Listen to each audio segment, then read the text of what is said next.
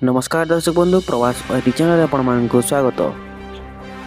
पाँच सृष्टि हेब आउ एक लघुघूर्णी बलज जानतु ओडिशा उपर यार प्रभाव पड़ो कि नहीं।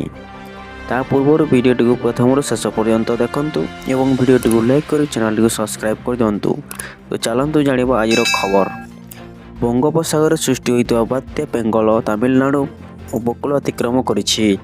गतकाली संध्यारू आरंभ होइतबा लैंडफॉल प्रक्रिया राति प्राय 2टा पर्यंत जारी रहितला। स्थलभाग छुईवा समय घंटा प्रति 70 ରୁ 80 किमी बेगर पवन सह तुहाको तुहा वर्षा लगी रही जनजीवन प्रति प्रभावित होइछंती। हजार हजार घर भांगी लक्षाधिक लोक प्रभावित होइछंती।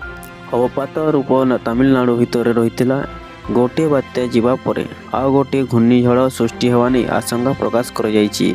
आसंता 5 तारिख रे सुमात्रा निकट दक्षिण पूर्व बंगोपसागर आउ एक घूर्णिबलय सृष्टि सह घनीभूत हेब। यह श्रीलंका किंबा दक्षिण तमिलनाडु मुहाइब बोली पाणीपाग विशेषज्ञ प्रोफेसर सुरेंद्रनाथ पशुपालक कहते।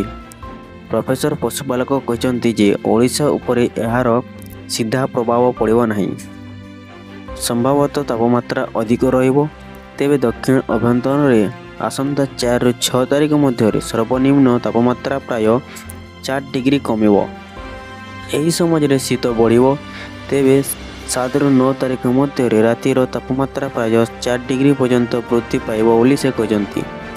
डिसेम्बर 2, 3 और 9 तारिख राज्यर अधिकांश अंचल में पाग मेघुआ रहिबो।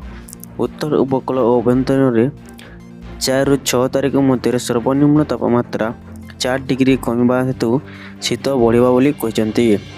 सेपटे आंचलिक पाणीपाग विज्ञान केन्द्र पक्षर कहुଯାଇଛି जे आसंता 24 घंटा मध्य दक्षिण उपकूल में केतेक स्थान एवं 3-4 तारिख दक्षिण ओडिशा रे हालुकार मध्यम धरण वर्षा हो पारे।